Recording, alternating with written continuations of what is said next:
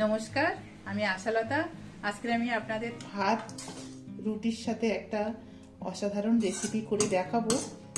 এই রেসিপিটা বানানো খুবই সহজ আর খুব কম সময়ের মধ্যে হয়ে যাবে। তো চলুন দেখে নেওয়া যাক এই রেসিপিটা কিভাবে বানাতে হবে। খুবই একটা হেলদি রেসিপি। তো প্রথমে আমি কড়াইয়ে তেল দিয়ে দেবো। কড়াইটা গরম করে নিয়েছি। একটা শুকনো লঙ্কা দিয়ে দিচ্ছি। এবারে দিয়ে দেবো একটা পেঁয়াজ।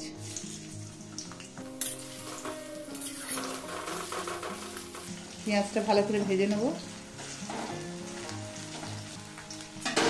এবার আমি এর মধ্যে দিয়ে দেবো পেঁয়াজটা ভাজা হয়ে গেছে। এবার আমি দিয়ে দেবো আদা রসুনের পেস্ট।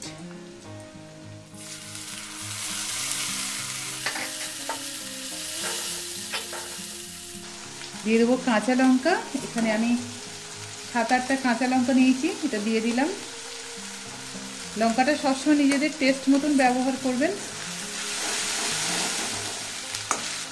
দিয়ে দেবো হলুদ পাউডার, ধনে পাউডার 1 টিস্পুন, জিরা powder 1 teaspoon, Kashmiri chilli powder 1 teaspoon. Kashmiri chilli পাউডারটা দিলে খুব ভালো একটা কালার আসবে।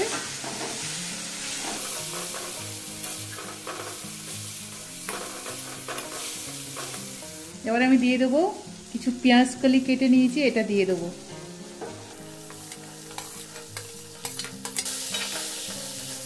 এটা 1-2 মিনিট একটু ভেজে নেব এই মশলার সাথে।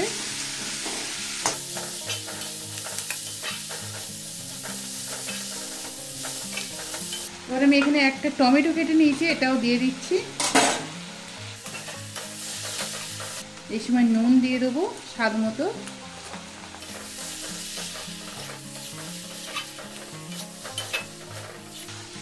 তো দেখছেন এখানে টমেটোগুলো সব ঘেঁটে গেছে। এই সময় আমি দিয়ে দেব আলু, শিম আর গাজর। এগুলো আমি একটু সিদ্ধ করে নিয়েছি, এটা দিয়ে দেবো। আপনারা না সিদ্ধ করেও এটা রান্না করতে পারেন, কিন্তু আমি একটু সিদ্ধ করে নিয়েছি, নিলে তাড়াতাড়ি হবে আর খুব সুন্দর মাখা মাখা হয়ে যায় তাড়াতাড়ি। একটু ভেজে নেব মশলার সাথে।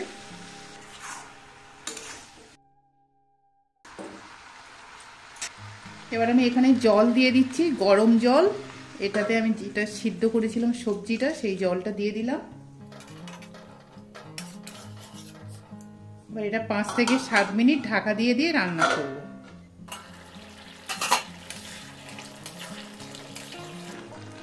একটু এরকম মাখা মাখা রেখে দেবো। এটা আপনারা পারলে এটা আরও শুকনো করে নিতে পারেন।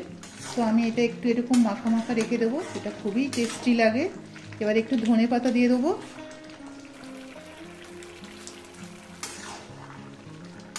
এবার এটা নামিয়ে নেব। এবার আমি গ্যাসটা বন্ধ করে দিচ্ছি। তো আপনারা ঠিক এই রেসিপিটা এইভাবে বানাতে পারেন। আর এটা ভাতের সাথে, রুটির সাথে দারুণ খেতে লাগে। তো সবাই এই রেসিপিটা পছন্দ হবে আশা করছি। কেমন লেগেছে রেসিপিটা আমাকে অবশ্যই কমেন্ট করে জানাবেন। শীতের সবজি দিয়ে এই রেসিপিটা দুর্দান্ত খেতে লাগে।